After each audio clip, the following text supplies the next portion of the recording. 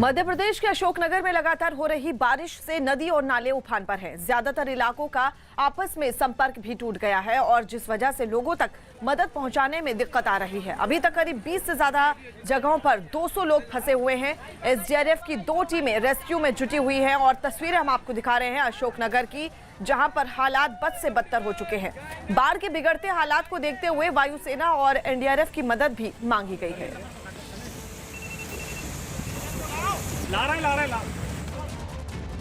मध्य प्रदेश पर मॉनसून कहर बनकर टूटा। खासतौर पर ग्वालियर चंबल इलाके में तो पानी ने ऐसी तबाही मचाई कि गांव के गांव डूब चुके हैं, जहां लोगों की जान बचाने की कवायद जोरों पर है, जिसके लिए अब सेना ने मोर्चा संभाल लिया। पानी इतना भर चुका है कि कई गांवों में घर जलमग्न हो चुके हैं। लोग छतों पर बैठकर बचाव टीम का इंतजार कर रहे हैं, तो कई जगह लोग पानी से बचने के लिए पेड़ों पर ही चढ़ गए। कम से कम 20 फुट हमारे घर पे पानी ऊपर है। हालात इतने खराब हैं कि प्रशासन दिन रात रेस्क्यू करने में लगा है। जहां एसडीआरएफ मोटर बोट ले जा सकती है, वहां तो लगातार नाव चक्कर लगा रही है, लेकिन जहां उसका जाना मुमकिन नहीं है, वहां हेलीकॉप्टर के जरिए जान बचाई जा रही है। भिंड में इतना पानी भर गया कि जहां तहां नाव चलने लगी। लोग गांव में जो सूखी जगह बची है वहां डेरा डाले बैठे हैं, ताकि बचाव दल की नजर पड़ते ही उन्हें बचाया जा सके। इलाके के पूर्व विधायक नरेंद्र सिंह कुशवाहा भी हालात की जानकारी लेने एसडीआरएफ के साथ पहुँचे। आ रहा है, लौट के आ रहा है, बने रहो, इधर मत आओ, उधर जाओ पीछे। भिंड में भारी बारिश और डैम से पानी छोड़े जाने के बाद रिहायशी इलाके टापू में बदल चुके हैं। कोरोना के खिलाफ लड़ाई में देश ने एक अहम मुकाम हासिल किया। शुक्रवार तक देश भर में 50 करोड़ वैक्सीन की डोज लगाई जा चुकी है। स्वास्थ्य मंत्री मनसुख मांडविया ने खुद ट्वीट कर इस बात की जानकारी दी। मांडविया ने इसे ऐतिहासिक उपलब्धि करार दिया। इस दौरान मांडविया ने सभी लोगों और स्वास्थ्य कर्मियों को बधाई दी।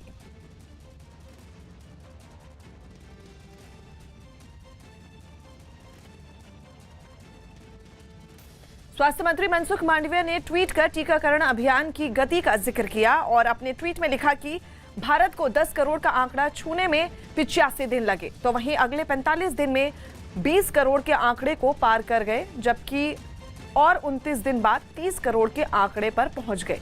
वहीं 24 दिन बाद 40 करोड़ और 20 और दिन बाद 50 करोड़ टीकाकरण के आंकड़े को पार कर गए। देश में 50 करोड़ वैक्सीन लगने पर प्रधानमंत्री मोदी ने ट्वीट किया और अपने ट्वीट में कोरोना के खिलाफ लड़ाई में भारत ने आज जो नया मुकाम हासिल किया है उसका जिक्र किया और कहा कि 50 करोड़ का आंकड़ा पार कर लिया है। इस संख्या को आगे बढ़ाते हुए हम सुनिश्चित करना चाहते हैं कि हमारे नागरिकों को सबको टीका, मुफ्त टीका कार्यक्रम के तहत इसका लाभ मिले। गृह मंत्री अमित शाह ने भी ट्वीट किया और लिखा कि मोदी जी के नेतृत्व में विश्व के सबसे बड़े कोविड टीकाकरण अभियान ने आज 50 करोड़ का आंकड़ा पार करके नया कीर्तिमान बनाया है।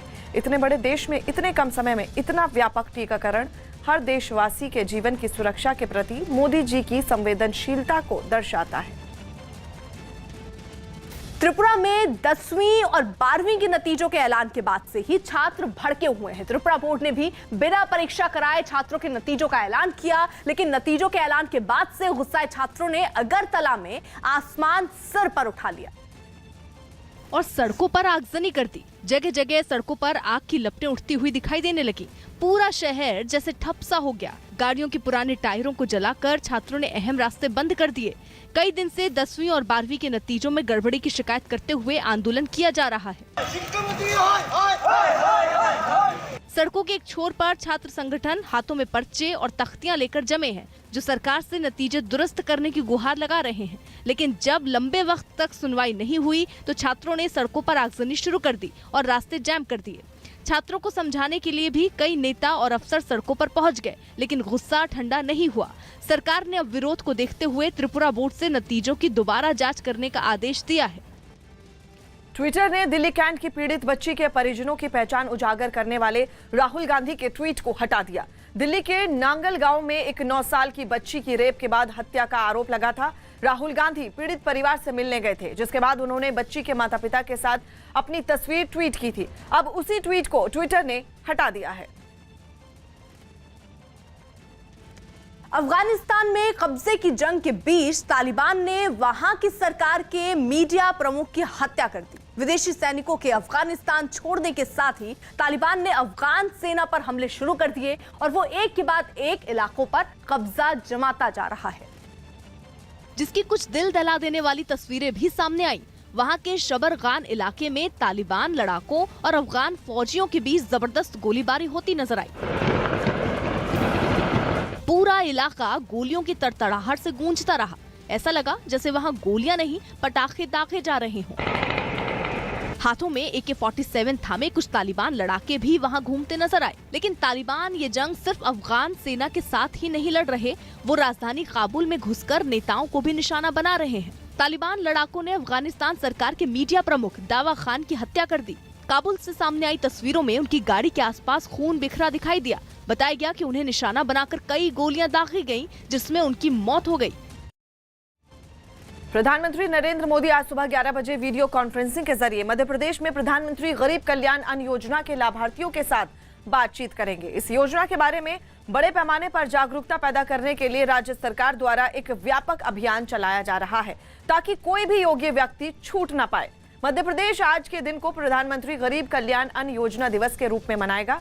प्रधानमंत्री गरीब कल्याण अन्न योजना के तहत मध्य प्रदेश में 4.83 करोड़ लाभार्थियों को 25,000 से अधिक उचित मूल्य की दुकानों से निशुल्क राशन मिल रहा है। इस मौके पर मध्य प्रदेश के राज्यपाल मंगू भाई पटेल और मुख्यमंत्री शिवराज सिंह चौहान मौजूद रहेंगे। इस कार्यक्रम में उत्तराखंड, हिमाचल प्रदेश, अरुणाचल प्रदेश, असम, त्रिपुरा, हरियाणा और गोवा के मंत्री और खाद्य क्षेत्र के अधिकारी भी भाग लेंगे।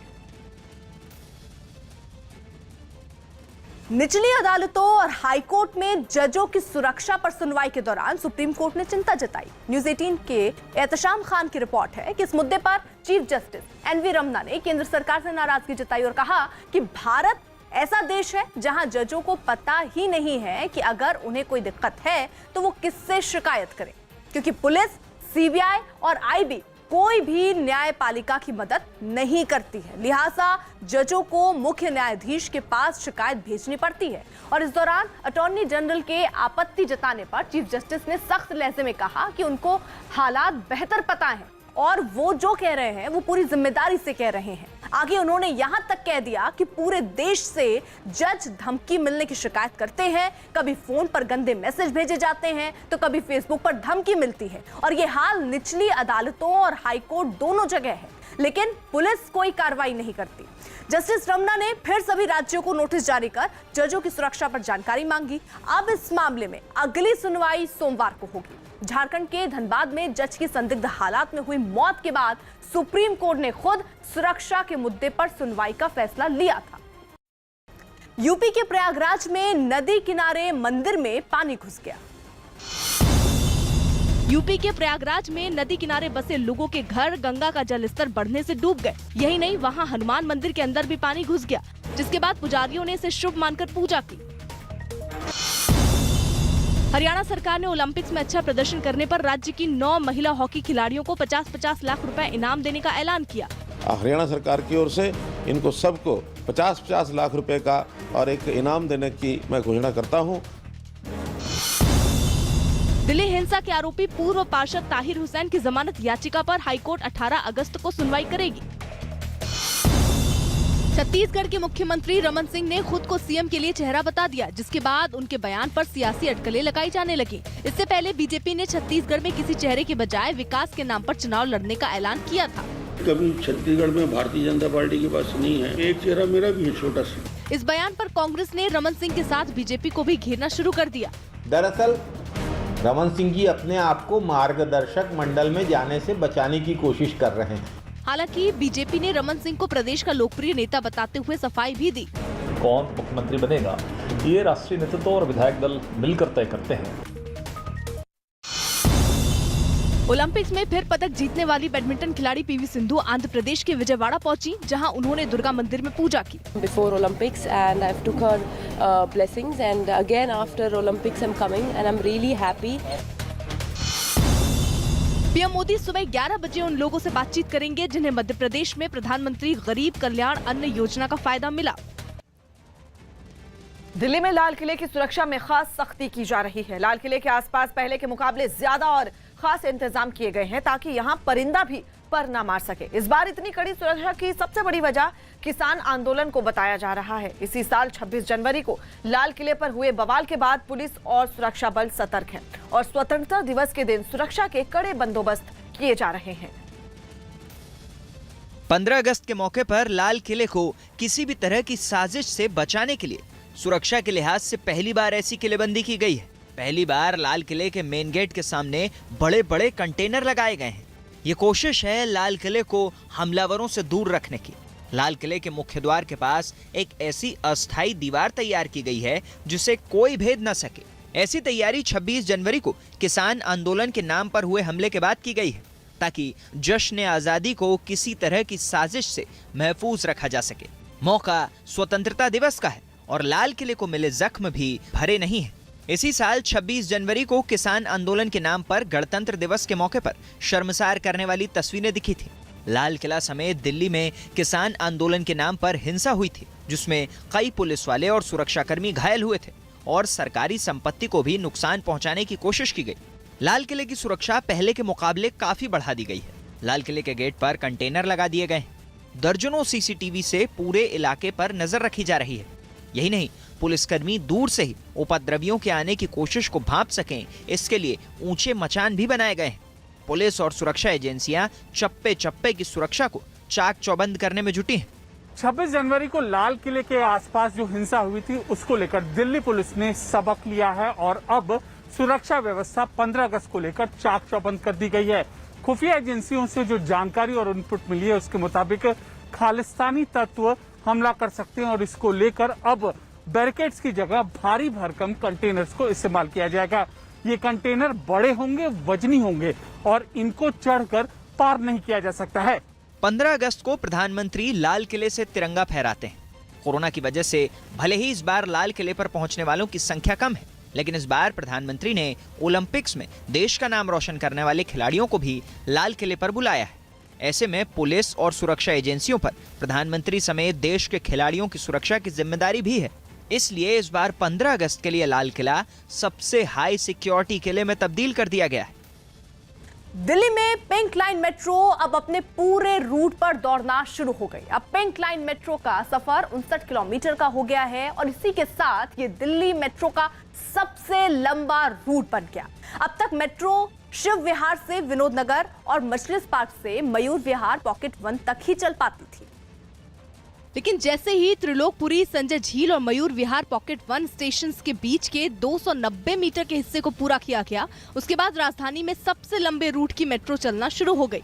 यानी अब मजलिस पार्क से सीधा शिव विहार तक मेट्रो चल पाएगी। इसका उद्घाटन सीएम अरविंद केजरीवाल और केंद्रीय मंत्री हरदीप सिंह पुरी ने वीडियो कॉन्फ्रेंसिंग के जरिए किया। बीच के रास्ते को, यानी कि एक स्टेशन यहाँ पर जो लैकिंग था उसको अब बना दिया गया है।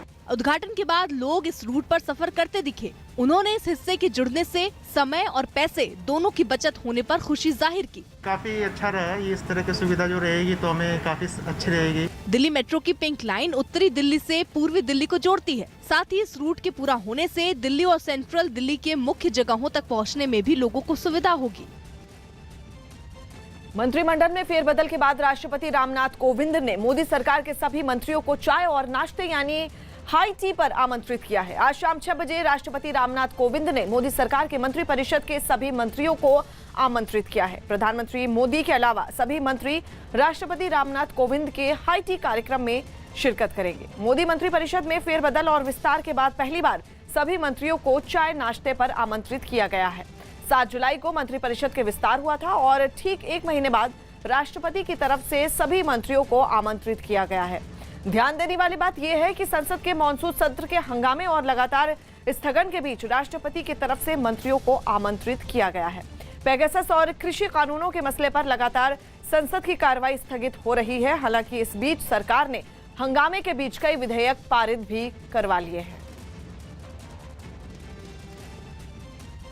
जम्मू कश्मीर के सांबा में हथियार मिलने के बाद पुलिस और सेना ने सर्च ऑपरेशन तेज कर दिया। शक है कि जो हथियार मिले हैं वो पाकिस्तान ने ड्रोन के जरिए गिराए हैं। जम्मू के एयरपोर्ट स्टेशन पर हमले के बाद लगातार सीमा पर ड्रोन देखे जा रहे हैं और शक है कि इस बार भी यह हरकत पाकिस्तान ने ही की। और इसी वजह से पुलिस और सेना ने सांबा में उस जगह सर्च ऑपरेशन चलाया जहां से हथियार मिले। इस समय सांबा सेक्टर में है, सांबा का राजपुरा इलाका। आप देखिए यहाँ पर आर्मी की गाड़ियाँ पूरी लगी हुई हैं। सेना और पुलिस की टीमें यहाँ मौके पर पहुंची हुई हैं और सर्च ऑपरेशन अभी भी बड़े पैमाने पर जारी है। पुलिस और सेना के ज्वाइंट ऑपरेशन में खोजी कुत्तों की मदद भी ली गई। इन लोगों ने सांबा के बब्बर नाले के आसपास के इलाके का चप्पा चप्पा खंगाला, क्योंकि इस नाले से हथियारों का पैकेट मिला, जिनमें 2 पिस्तौल और 5 मैगजीन शामिल हैं। ये तलाश लंबी चली क्योंकि शक था कि ड्रोन के जरिए उन इलाकों में कुछ और हथियार भी गिराए गए हों। सेना और पुलिस की शक की सुई यूं ही पाकिस्तान पर नहीं टिकी, बल्कि उसने तार तार से जोड़े और फिर सर्च ऑपरेशन चलाया। क्योंकि एक ओर सांबा में हथियार मिले तो दूसरी ओर पुंछ के मनकोट सेक्टर में सीमा से लगने वाले गांव बलनोई में 2 wireless radio set, charger, light torch और डेटा केबल मिले, जिसके बाद आशंका है कि पाकिस्तान सरहद पर फिर से कुछ गड़बड़ करने की फिराक में है। बीजेपी अध्यक्ष जेपी नड्डा 2 दिन के यूपी दौरे पर आज लखनऊ पहुंचेंगे। नड्डा सुबह 11:30 बजे इंदिरा गांधी प्रतिष्ठान में ब्लॉक प्रमुख और जिला पंचायत अध्यक्ष सम्मेलन को संबोधित करेंगे। सम्मेलन में मुख्यमंत्री योगी आदित्यनाथ समेत राष्ट्रीय उपाध्यक्ष और प्रदेश प्रभारी राधा मोहन सिंह, प्रदेश अध्यक्ष स्वतंत्र देव सिंह, प्रदेश के उप मुख्यमंत्री केशव प्रसाद मौर्य, डॉक्टर दिनेश शर्मा, प्रदेश महामंत्री सुनील और दूसरे कई नेता मौजूद रहेंगे। इसके बाद नड्डा विधानसभा प्रभारियों के साथ बैठक भी करेंगे। आपको बता दें, जेपी नड्डा दोपहर 3:30 बजे लखनऊ बीजेपी दफ्तर पहुंचेंगे और यूपी सरकार के मंत्रियों, पदाधिकारियों के साथ संगठनात्मक बैठक करेंगे। अमेरिका के कैलिफोर्निया में जंगल की आग ने कई मकानों को जलाकर राख कर दिया। वहां के जंगल पिछले कई दिनों से सुलग रहे हैं, लेकिन तेज हवाओं और गर्म मौसम की वजह से आग पर काबू नहीं पाया जा सका और वो तेजी से फैलते हुए रिहायशी इलाके तक पहुंच गई। वहां से आग की रोंगटे खड़े कर देने वाली तस्वीरें सामने आई, जिसमें कई मकान लपटों से घिरे नजर आए। करीब 100 साल पुरानी लकड़ी की ये इमारतें धूं-धूं कर जलने लगी। बेकाबू आग ने वहां की कई इमारतों को अपनी चपेट में ले लिया। मकानों के बाहर खड़ी गाड़ियां तक जलकर राख हो गई। बाद में किसी तरह आग पर काबू पाया गया, लेकिन तब तक पूरी की पूरी बस्ती राख हो गई। वहां सिर्फ मलबे और राख का ढेर ही नजर आया। बताया गया कि 100 से ज्यादा मकान इस आग की चपेट में आकर बर्बाद हो गए। Certainly a level of fear, you worry about it, and anytime you see a fire this time of year. बाद में दमकल की कई गाड़ियां वहां पहुंची और आग बुझाने का काम शुरू किया गया, लेकिन भीषण आग के सामने दमकल कर्मी भी लाचार नजर आए। ये आग वहां करीब 7,500 किलोमीटर के इलाके में फैली है, लेकिन 20,000 से ज्यादा लोगों को तैनात किए जाने के बावजूद अब तक आग पर काबू पाया नहीं जा सका। बिहार में आज से 9वीं और 10वीं तक के बच्चों के लिए स्कूल खुलेंगे। बिहार में आज 9वीं से 10वीं के स्कूल छात्रों की 50% उपस्थिति के साथ खुल जाएंगे। वहीं पहली से 8वीं तक के स्कूल 15 अगस्त से खोले जाएंगे। बिहार में कोचिंग संस्थान खोलने की भी छूट दे दी गई है। एमपी के नदी में सिंध नदी में आई बाढ़ ने भारी तबाही मचाई है।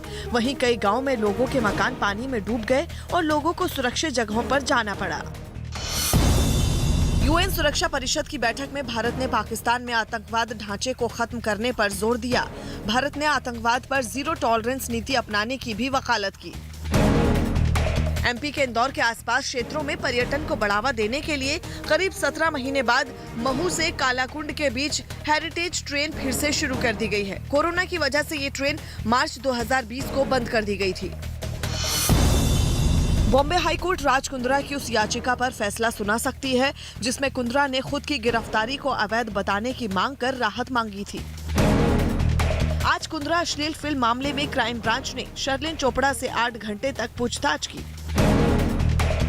पंजाब के लुधियाना में एसटीएफ ने पुलिस वर्दी की आड़ में नशा तस्करी का धंधा करने वाले पंजाब पुलिस के एक एएसआई और उसके 2 साथियों को गिरफ्तार किया है। आरोपियों के पास से 3.5 क्विंटल चूरा पोस्त बरामद हुआ है।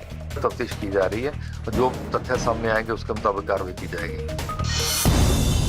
दिल्ली में सरोजनी नगर मार्केट की 6 एसोसिएशन को प्रशासन ने कारण बताओ नोटिस जारी किया है। प्रशासन की ओर से इन मार्केट एसोसिएशन से पूछा गया कि वो तय नियम के बावजूद ऑड इवन आधार पर दुकानें क्यों नहीं खोल रही है। हरियाणा के पानीपत में एक महिला की कार ड्राइवर की पिटाई का वीडियो वायरल हो गया। वीडियो में महिला ड्राइवर पर थप्पड़ों की बरसात करती हुई नजर आई। फिलहाल पुलिस ने मामला दर्ज कर जांच शुरू कर दी है। आंध्र प्रदेश के गंटूर में एक ऑटो ड्राइवर का एक महिला को पीटने का हैरान करने वाला वीडियो आया सामने। किसी बात को लेकर दोनों के बीच विवाद हो गया था।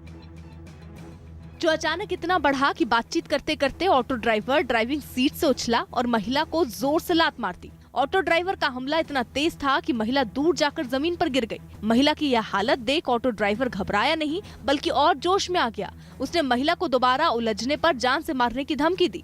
पास खड़े कुछ लोग पूरी घटना का वीडियो कैमरे में रिकॉर्ड कर रहे थे। वीडियो में साफ दिखा कि अचानक हो रही बातचीत के बीच में ही ऑटो ड्राइवर ने बेरहमी से महिला पर हमला कर दिया। ऑटो ड्राइवर की लात महिला की छाती पर लगी और वो कई मीटर दूर जाकर गिरी।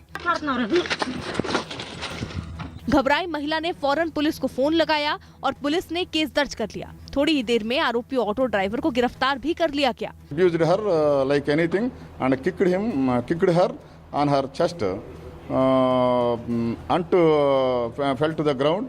जांच में पता चला कि महिला की ऑटो ड्राइवर से पुरानी पहचान है। महिला ने 2 लाख रुपए आरोपी को उधार दिए थे और जब उधार वापस मांगा गया तो आरोपी ने न केवल महिला की पिटाई की बल्कि जान से मारने की धमकी भी दे दी।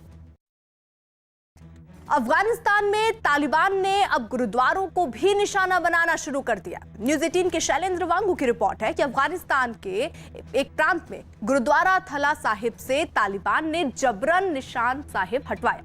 पहले आतंकियों ने गुरुद्वारे के केयर टेकर को धमकाया और फिर निशान साहिब को हटवा दिया। माना जाता है कि गुरु गोविंद सिंह इस जगह पर गए थे।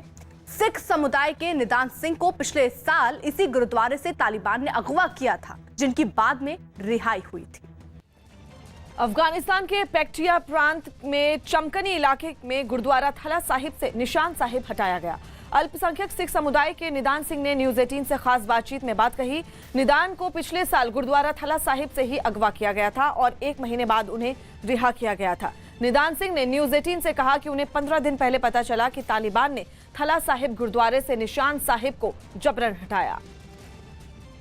आज हमारे साथ निदान साहब खुद हैं, जिनको 1 साल पहले तालिबान ने करीब 1 महीने के लिए अगवा कर लिया था और उन पर खूब जुल्म ढाए थे। हमारे साथ निदान सिंह जी हैं, निदान सिंह सचदेवा जी।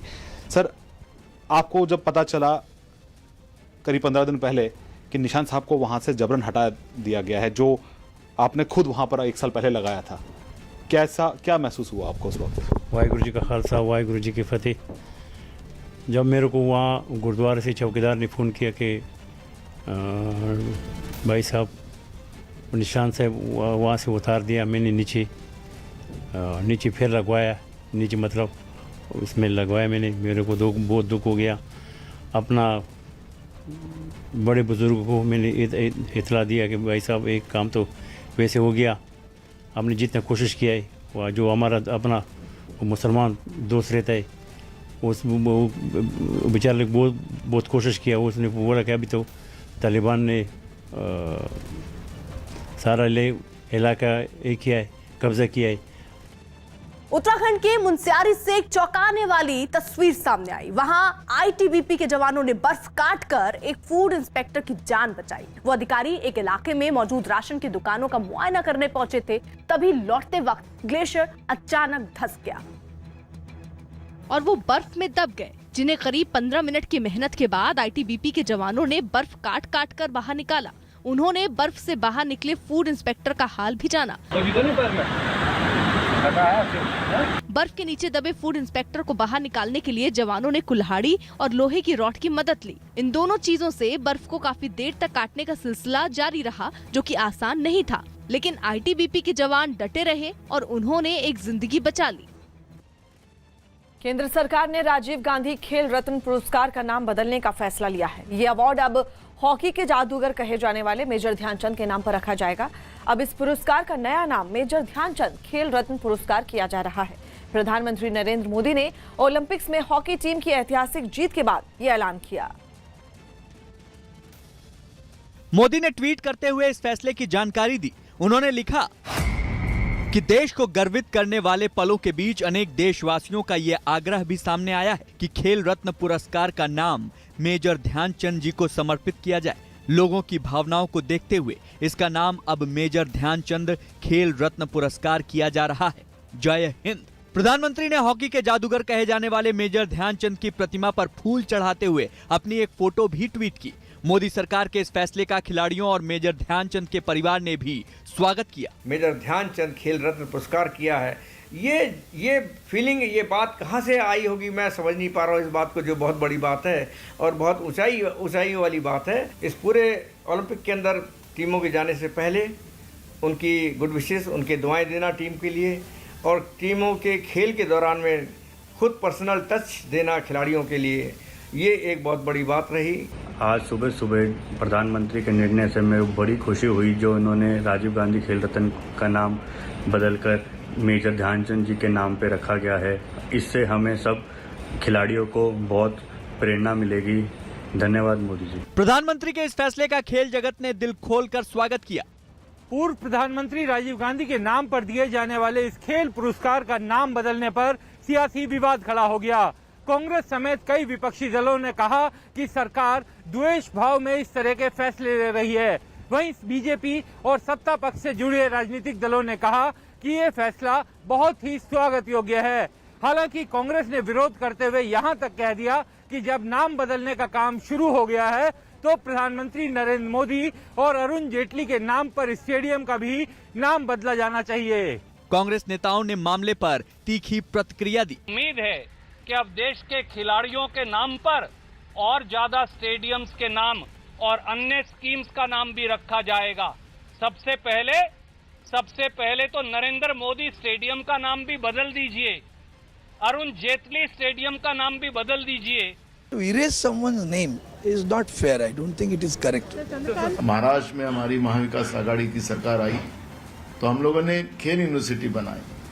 क्या नरेंद्र मोदी की सरकार ने पूरे देश में कोई खेल के बारे में कोई यूनिवर्सिटी बनाई? नहीं। जब भी किसी प्रकार के अवार्ड के बारे में विचार करना चाहिए तो उस क्षेत्र के लोगों को किस नाम से प्रेरणा मिलेगी, इसका ध्यान हमेशा रखा ही जाना चाहिए, और मुझे लगता है मोदी जी ने ठीक किया। कांग्रेस इसे घटिया राजनीति करार दे रही है तो सत्ता पक्ष के नेता खेल जगत के साथ न्याय करार दे रहे हैं। बिहार के मोतिहारी से एक हैरान करने वाली तस्वीर सामने आई। वहां पुलिस वालों की मौजूदगी में ही एक साधु को बांधकर पीटा गया, जिसका एक वीडियो भी सामने आया जिसमें रस्सी से बंधे एक साधु को भीड़ के गुस्से का शिकार होना पड़ा। आरोप है कि इसने गांव के सरपंच पर धारदार हथियार से वार किया था, जिसके बाद पूरे गांव ने इस तरह से सजा दी। हैरानी की बात ये रही कि पुलिस के जवान वहां मौजूद थे, उसके बावजूद लोग पिटते रहे। लोगों ने लात घूंसे तो चलाए ही, लाठी से वार करने से भी नहीं चूके। एक आदमी ने पूरी ताकत से कई बार इसकी पीठ पर लाठी मारी। हालांकि बाद में कुछ लोगों ने ये सब रोकने की भी कोशिश की। आज की ताजा खबर में आज के लिए बस इतना ही।